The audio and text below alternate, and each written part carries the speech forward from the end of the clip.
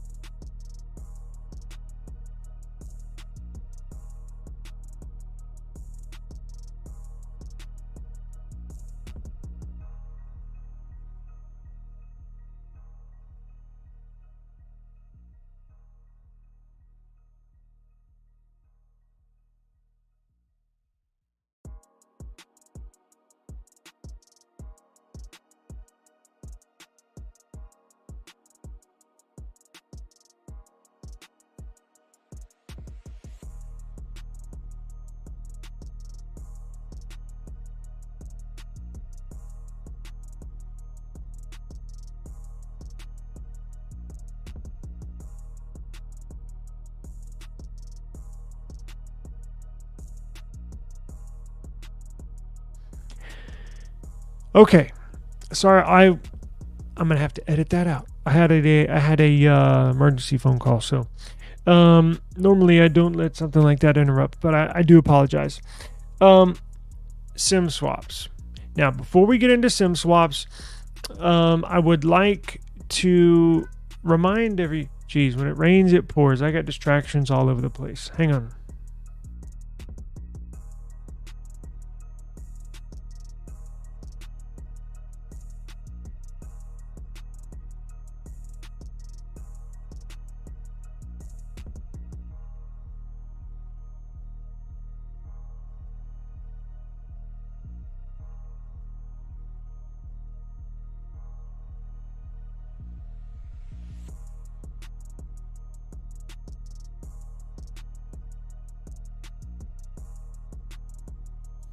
Give me just a second. Man, I swear to you, this happens every time. Nothing happens during the day. As soon as I hit live, I get phone calls, emergency phone calls, I get text messages, I get cat that is screaming up and down the house.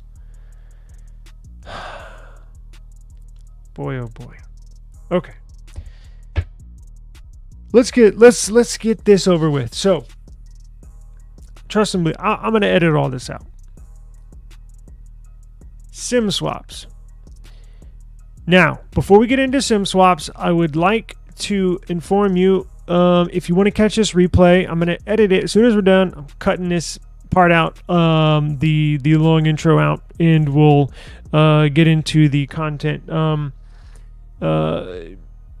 You can find us, replay, podcast, search eSIM Studios, whether it's on YouTube or Spotify or Apple Podcasts or iHeartRadio app, the Pocket Casts app.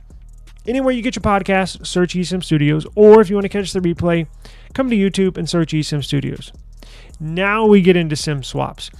So we'll discuss SIM swaps. We'll discuss S24 FE getting released, and I doubt we'll get into 3 topics. Let's do this. We'll get into SIM swaps, and we'll get into, since it's a hot topic and was just released, not the S24 FE, but the Apple iPhone 16 series. The memory that Apple Intelligence is eating up quite a bit. So we'll discuss Apple Intelligence memory, and we will discuss SIM swaps. Now we get into SIM swaps. So, and what you can do to prevent, to try and prevent. So SIM swaps are very, very frustrating. SIM swaps, so what is a SIM swap? So a SIM swap involves you, your phone, and or your SIM card. It involves your accounts and your hackers and your emails. Wow, that's 5 big things. You, your phone, your SIM, your accounts, your emails, and a hacker. That's 6. So what happens? So a SIM swap occurs essentially when a hacker, a bad guy, whether they do it themselves or whether they bribe somebody on the inside, will take your phone number from the carrier side, and they'll each SIM card and or eSIM has an EID, right? Your phone has an EID, electronic ID, but each physical SIM card has a serial number on it. So what the bad guys will do is they'll take that serial number off of your SIM card, and it's all recorded inside T-Mobile, AT&T, Verizon. Your carrier knows your SIM card serial number. That's how they match. When you go to log on to like tmobile.com and you sign in, it'll show your account, your number, and then like what phone you're using. You're like, damn, how do they know what phone I'm using? That's how. Because your device has an ESN number, IMEI number, and they match that ESN number with the SIM card serial number, and they match them up. But that's also how the bad guys will go inside the system and they'll detach your SIM card from your phone, and they'll attach it electronically to the phone that they are using. So they have your phone number, right? So the bad guys got your phone number now. So what they do, try to get into your account, because your banking account, the main objective here is the bad guys want to steal money from you electronically through your phone. So what they do, they attach the SIM card to their phone electronically. So now they have your phone number. So what they do, they want to log into your banking accounts, right? Bank of America, right? So what do you do when you forget your password? You type in Bank of America, or you go on the Bank of America app, forgot password. So what does Bank of America do? They do one of two things. So they either email you a password reset, or they text message you they text message you a link to reset your password, or a PIN number to go in there and reset your password. Because remember, they want to get into your banking account. So they'll reset the password on their end because they have your phone number. And what they'll also do is try to reset the password to your email address. So as soon as they get the SIM swap to their phone, they'll do two things. They'll go to your email, say forgot password. They'll go to your Bank of America app, say forgot password, and gain access, right? So, and that's how they'll log in to the Chase app on there, or Bank of America app on their phone, and they can have access to your email and your phone number. So they get all the password resets. They can actually reset the password. They can actually lock you out of your Gmail account. Can also lock you out, reset your password for your Chase or your Bank of America app. And they can simply transfer money, simply drain your accounts. On Reddit, let's check out what I found on Reddit. So there are these are kind of unknown, right? So look at this. So this first one here, shows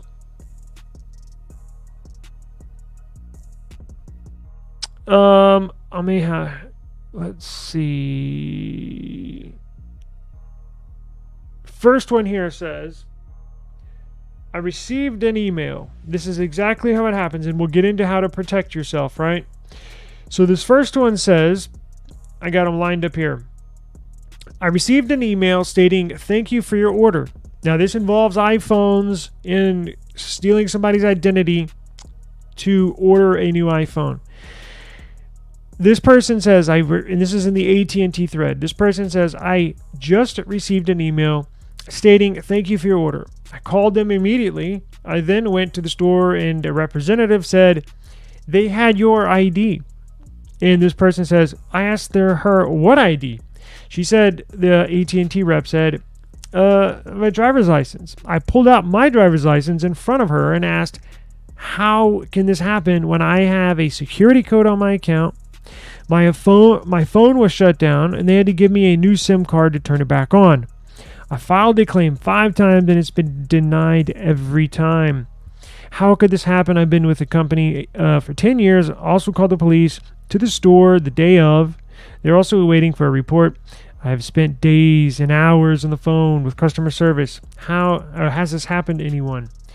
And the next person on the right side says, happened to me last year. This is a comment under the main post at Verizon.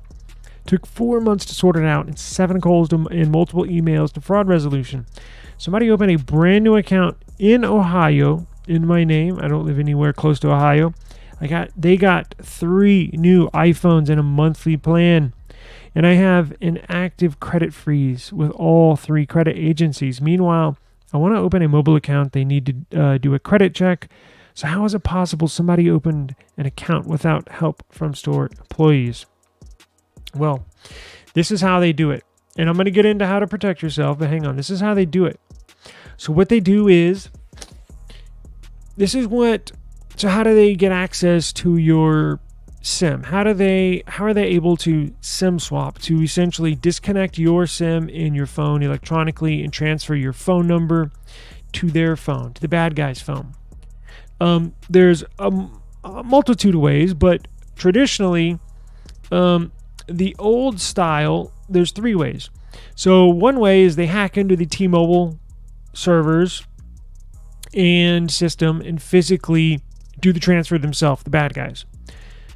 The second way is they will bribe a store employee. So somebody here locally got arrested last year, made news, and I immediately read the article and I saw it. A hacker paid somebody $83,000 $83,000 in cash, $83,000 in cash to do SIM swapping for them. So the store employee would go in and behind everybody's back, they would, the hacker would say, hey, I need you to change this number to this IMEI, to this phone. And they would do it for the person. They got caught. They got sent to jail, paid the store rep $83,000. Now, the third way, a little more devious, a little more intricate and long term. Third way is the hacker will actually apply for a job at T-Mobile, at AT&T, at Verizon, and get hired on, go through the whole hiring process, drug test, background check, everything, assuming they have a decent background. They will get hired on to work in a store or in T-Mobile call centers that have access to this, and they will actually apply and get the job for the intent to SIM swap. Now, again, that takes a little more time, a little more intricate, and that has happened to all three major carriers. That's what the carriers call bad actors. If you see that quote-unquote bad actor, that's what that means. They're acting to be an employee, but they're actually a hacker, a SIM swapper. And it's very easy. Very easy. Now, it's completely random. Of course, they target people, typically people that are known to have large amounts of liquid assets, meaning large bank accounts, large crypto accounts. They've been known to drain crypto accounts, transfer it all out. It happens to everybody. The rich people get targeted, the politicians get targeted, the celebrities get targeted, the CEOs get targeted, but it also happens to random people. And I just showed you 2 examples of people from Reddit that it just happened to. And look, it's just the pig of the litter, right? It's a needle in a haystack. You could be the unlucky person 2 years from now, 2 days from now. You don't know. But this is what you do to protect your account so this doesn't happen. So the harder you make it for a SIM swap to occur, assuming you're an average person like you and I, and assuming you're not a CEO of a big company, Fortune 500 company, or a celebrity or an athlete, there's a couple things you can do, right? So the first thing you want to do is, how do they get into your account? Well, let's connect to the dots. So the hackers, the SIM swappers, get in by transferring your phone number from your carrier phone number to their phone, right? So you need to cut the link there between a phone number and your account, right? So the first thing you do, you can do all the little things like go into Google security. And I think Apple is the same way. You need to review your security settings. So if you have a Gmail account, go to settings. You can do this from your phone. You can do this from a laptop. You can do this from a tablet. So go to Gmail, right? Click on your icon. Click on Google account. Slide over to security. And then scroll down. You want to make sure 2-step verification is on. You want to make sure you get a security code, right? Passkeys and security keys. Get a physical security key. A physical security key is like the Google Titan USB security key. You cannot sign into your account unless you plug that security key into your phone or your computer. Here's the major thing you want to do. Do all of these. Go down the list. Secure your account. These are all important. Don't get me wrong. The most important thing, recovery phone. So these SIM swappers remember, they need to get into your email, and and assuming they may already have access to your email, they need to get into your banking apps or your crypto apps, right? So here's what you do. So if these hackers get in through the phone number, swapping your SIM to their phone, what you want to do is not use a carrier phone number. So, a carrier phone number? Well, how do I not use a carrier phone number as a recovery email or a recovery phone? Here's what you do. get a Google Voice number. So Google issues, it's a VoIP, Voice over Internet Protocol. It's a phone number that's not based from a T-Mobile. It's not based from a carrier. It's not based from AT&T. Get a Google Voice number. Download the Google Voice app on iOS or Android and tie it to an email that's not associated with your banking app or your crypto app. So if you do abc123@gmail.com for Bank of America and Kraken Crypto, don't do your recovery email address for those for Bank of America or Kraken ABC123. Do XYZ234@gmail. You want to cut as many ties, cut the links. So your recovery email is not the same email meaning you have to sign in to a whole nother email if you do need to reset your password. And they cannot, at least, look, maybe they can, I have no idea. But the difficulty SIM swapping a Google Voice number, probably much, much harder than SIM swapping a carrier phone number. And remember, don't link, make your, my phone's going off. Make your recovery phone number that Google Voice number, but make the Google Voice number you create a different email than the email that you sign into your Bank of America or crypto apps. Does that make sense? You want to cut all the ties, cut the links. But the most important thing, get a Google Voice number, use that as your recovery, right? You want to use that as your recovery email. Now, if this does happen, what can you do? So SIM swapping is on the rise. So look at this. Complaints and losses over the last 5 years with SIM swaps. Look at the years.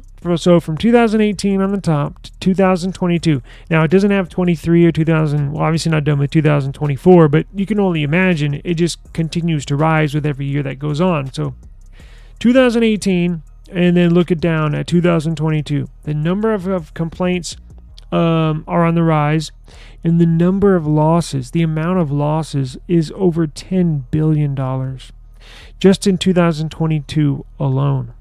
And a total of almost $30 billion totally from, now these are assets, liquid assets that are simply transferred out of the accounts without you knowing while you're asleep. So how do you know if you've immediately been SIM swapped? Well, like that person said on that, on this graphic, right? Well, I got an email saying, thank you for your order. Well, obviously you know something's not right. Or out of the blue, your data stops working and you can't make any calls. Now, assuming you're not behind on your payments, on your bills, on your T-Mobile bill, your AT&T bill, because obviously if you're behind and you hadn't paid your bill, of course they're going to cut your line. But if you're on auto pay or you always pay on time and you know you don't run the risk of them cutting service, that's the number one thing. So I've heard a lot of people say, oh, their story about SIM swap. They got SIM swapped. First thing they noticed is no data. And then I couldn't make a call, couldn't send a text. Well, obviously your service line was cut. Now that's the first indication that a SIM swapper transferred your phone number to their phone, right? So immediately, if you have a cut service, and assuming you're in the city, you're not out in the country, because if you're out in the middle of nowhere in West Texas, and then I don't have any data, I can't make any calls. Well, it's probably because you're far away from a tower. But if you're in the city under normal circumstances, can't make any calls, no data, you want to immediately double check your accounts. Immediately call, try to get a hold of, get Wi-Fi, some kind of network. Immediately call your service provider and ask them, has my number been transferred out? Because this person was saying they had a PIN set up and everything. But here's the thing.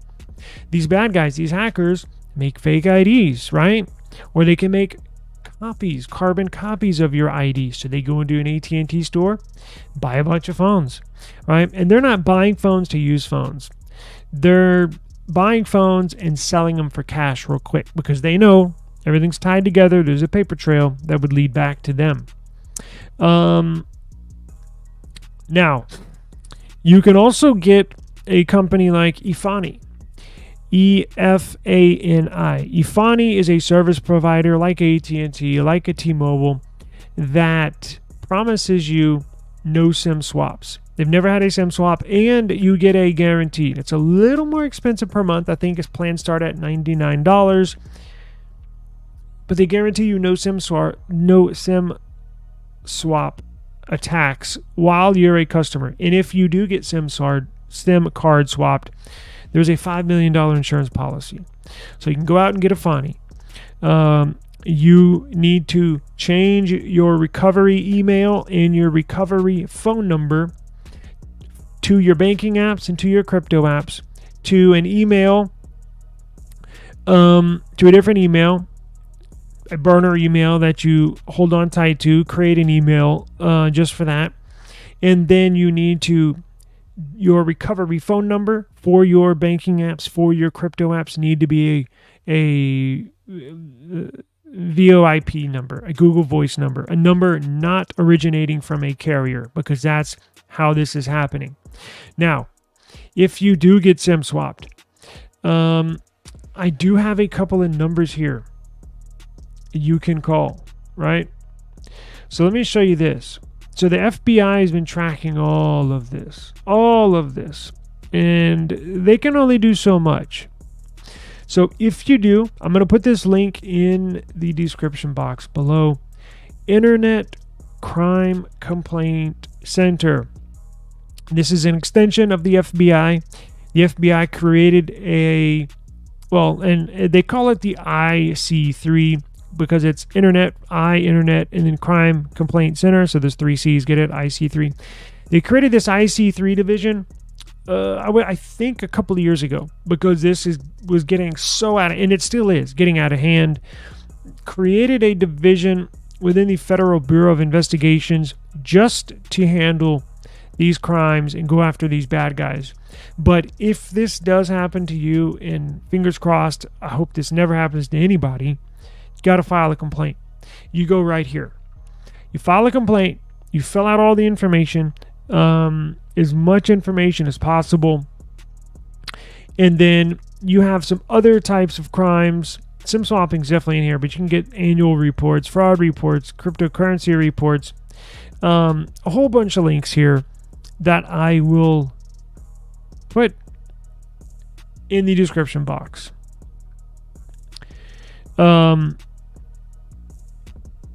Big issue.